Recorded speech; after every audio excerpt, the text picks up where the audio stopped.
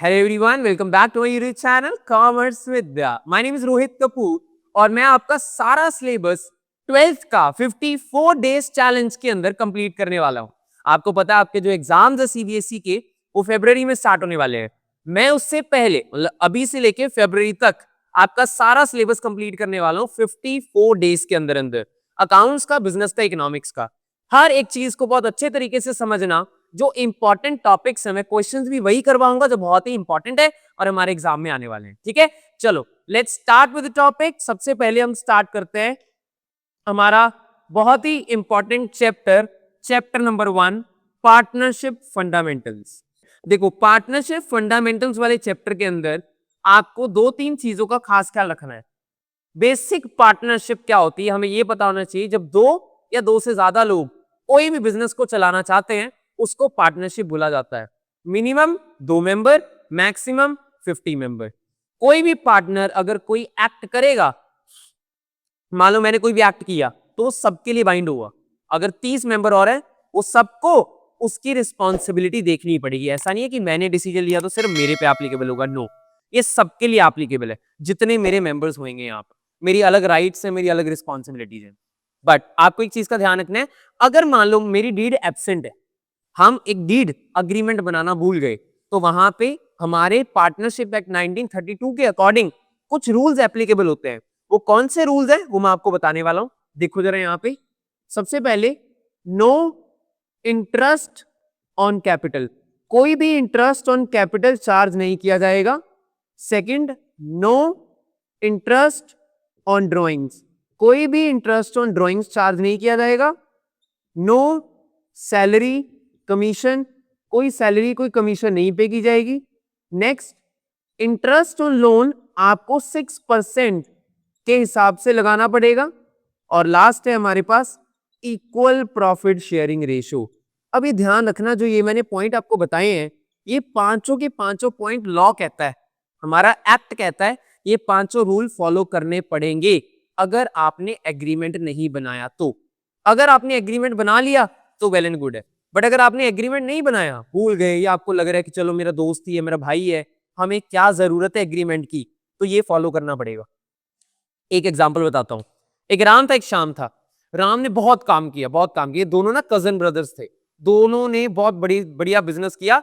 But जो राम था ना वो मतलब 16-17 घंटे काम करता था ऑफिस में आके, शाम बिल्कुल भी नहीं आता था। और ये बात कोर्ट में प्रूव हो गई कि राम ने ज्यादा काम किया है, बट राम को फिर भी सैलरी नहीं मिलेगी। क्यों? क्योंकि डीडी नहीं है। अगर डीड होती तो उसको सैलरी मिल जाती, डीड नहीं है तो कोर्ट बोलेगा चाहे आपने 20 घंटे काम किया हो, चाहे वो आपने प्रूव भी कर दिया, स्टिल आपको सैलरी नहीं मिलेगी। अगर आप चाहते हो सैलरी तो डीड बनाते, डीड क्यों नहीं बनाई? तो इस वजह से ये सारी प्रोविजंस को ध्यान में रखना आपने। क्लियर? आगे हमारा टॉपिक है profit and loss appropriation account. इस अकाउंट के ऊपर ही आपको क्वेश्चन आएगा।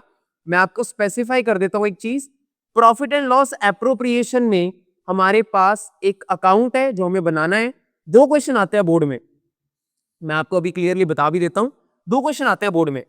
पहला क्वेश्चन आता है प्रॉफिट एंड लॉस एप्रोप्रिएशन के ऊपर, दूसरा क्वेश्चन आता है एनालिटिकल टेबल के ऊपर, जो है हमारा एडजस्टमेंट एंट्री। अगर आपने कुछ गलतियां कर दी उसको ठीक करने के लिए। ये मैक्सिमम टाइम पे ये दोनों में और आता है। एक आपको प्रॉफिट एंड लॉस एप्रोप्रिएशन का आएगा, एक एनालिटिकल का आएगा, जो लास्ट ईयर हुआ है। लास्ट ईयर भी एक प्रॉफिट एंड लॉस एप्रोप्रिएशन का आया, एक इसका आया, और में होते हैं। बट मैं आपको दोनों प्रिपेयर करवाऊंगा, आप दोनों को ध्यान से समझ लेना। क्लियर? सबसे पहले इधर यहां पे हम पर्टिकुलर्स लिखेंगे। फॉर्मेट को बिल्कुल ध्यान से समझ लेना, क्योंकि जब तक आपका फॉर्मेट सही है ना तब तक आपको चीजें पता लग जाएंगी। नहीं तो फिर वो हमारे लिए प्रॉब्लम है कि मैं ये क्या कर रहा हूं, डेबिट और क्रेडिट।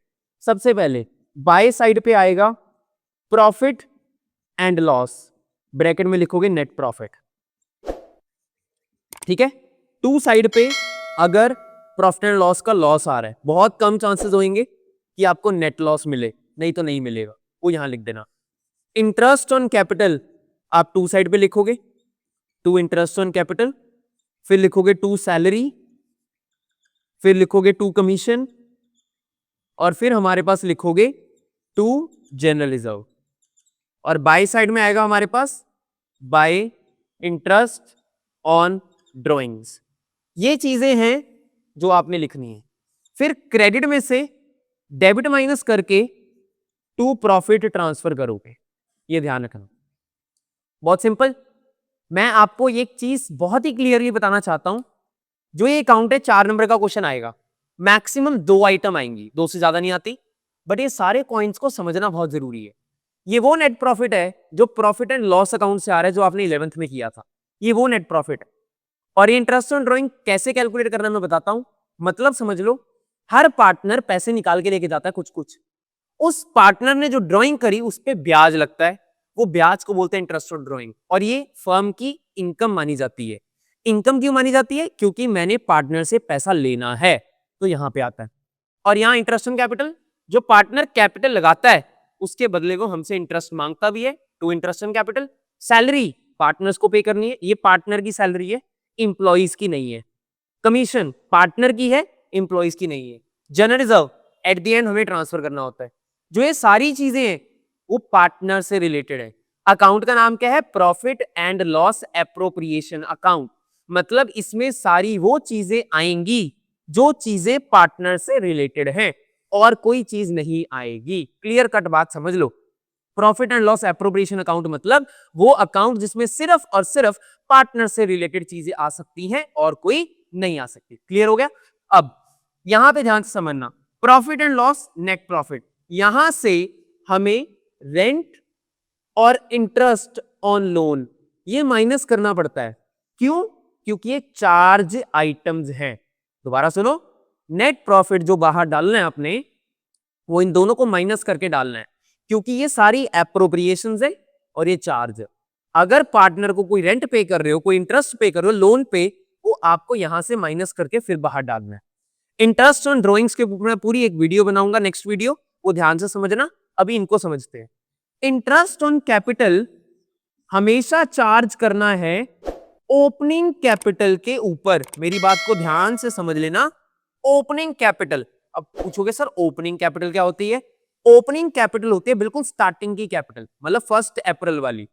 अगर वो गिवन है तो उस पर परसेंटेज लगा दो। एग्जाम्पल के लिए, आपको ओपनिंग कैपिटल गिवन है 50,000, वो भी पार्टनर ए की, इस पे 10% लगा दिया, आ गया आंसर मेरे पास 5,000। इस 5,000 को अब यहां पे डाल दो, simple as that. But point ये है, अगर हमारे पास इंटरेस्ट ऑन कैपिटल के लिए क्लोजिंग कैपिटल हुई, ओपनिंग ना हुई, तो क्या करेंगे? तो क्लोजिंग कैपिटल से ओपनिंग बनानी पड़ी।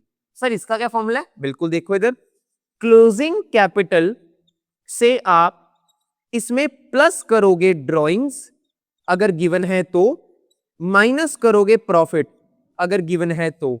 इसको करने के बाद जो आंसर आएगा उसको बोलेंगे ओपनिंग कैपिटल। एग्जांपल बता दूं, चलो देखो ध्यान से। मान लो क्लोजिंग कैपिटल 70,000 है, ड्रॉइंग्स आपकी 10,000 है, और ये आपकी 20,000 है। 70 + 80, 70 + 10, 80 - 20 कितना आ गया? 60। 60,000 पे 10% लगा के आपको 6,000 यहां पे डालना पड़ेगा। क्लियर हुआ? सबको समझ आ गया? क्लोजिंग कैपिटल से पहले ओपनिंग बनाना पड़ेगा। गलत हो जाता है बहुत बार बच्चों, पॉइंट आया, गलत मत कर लेना। क्लोजिंग कैपिटल से पहले आपको ओपनिंग कैपिटल बनाना पड़ेगा, इसके बाद आगे बात चलेगी। ये क्लोजिंग कैपिटल है, मैंने इससे ओपनिंग बनाया, ओपनिंग दी हुई है तो डायरेक्टली मल्टीप्लाई करके आंसर निकाल। सिंपल। आगे बात करते हैं सैलरी। सैलरी मंथली हो सकती है, quarterly, half yearly, yearly. Monthly में 12 से मल्टीप्लाई करके फिर लिखोगे, क्वार्टरली से 4 से मल्टीप्लाई, क्योंकि एक साल में 4 क्वार्टर होते हैं। हाफ ईयरली में 2 से मल्टीप्लाई, ईयरली की डायरेक्टली लिख दोगे, कुछ मल्टीप्लाई करने की जरूरत नहीं है। नेक्स्ट आ गया मेरे पास कमीशन। कमीशन का पॉइंट भी आपको बिल्कुल ध्यान से समझना है। देखो, कमीशन चार्ज करने के लिए 2 तरीके हैं, या तो बिफोर चार्जिंग या तो आफ्टर चार्जिंग। बिफोर चार्जिंग या आफ्टर चार्जिंग। बिफोर चार्जिंग के अंदर मान लो ये वाला, सारे ध्यान दो इधर, मान लो ये नेट प्रॉफिट 40,000 है, मल्टीप्लाई, अगर बिफोर चार्जिंग है तो 10/100 लिखोगे, सिंपल। बट अगर ये आफ्टर चार्जिंग है तो 40,000 मल्टीप्लाई 10/110 लिखोगे। क्लियर हुआ? 40,000 का 10/100, 40,000 का 10/110। ये आपको ध्यान में रखना है कि आपको क्या लिखना है, बिफोर है या आफ्टर है, ये आपको पढ़ना पड़ेगा। बिफोर है तो रेट अपॉन 100, दैट्स इट। अगर आफ्टर चार्जिंग सच कमीशन है, तो रेट अपॉन 100 प्लस रेट, इसका मतलब होता है उसकी कमीशन लगाने के बाद कैलकुलेट करना। तो मैंने 100 प्लस रेट कर दिया।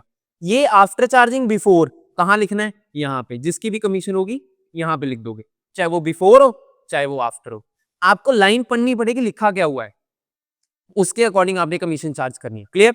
अब हमारे पास पॉइंट बचा एक तो जनरल रिजर्व का और एक पॉइंट बचा इंटरेस्ट और ड्राइंग का। इसके लिए मुझे अलग से वीडियो बनानी पड़ेगी क्योंकि ये दोनों टॉपिक में थोड़ी सी कॉम्प्लिकेशंस है। पॉइंट को समझना बहुत जरूरी है।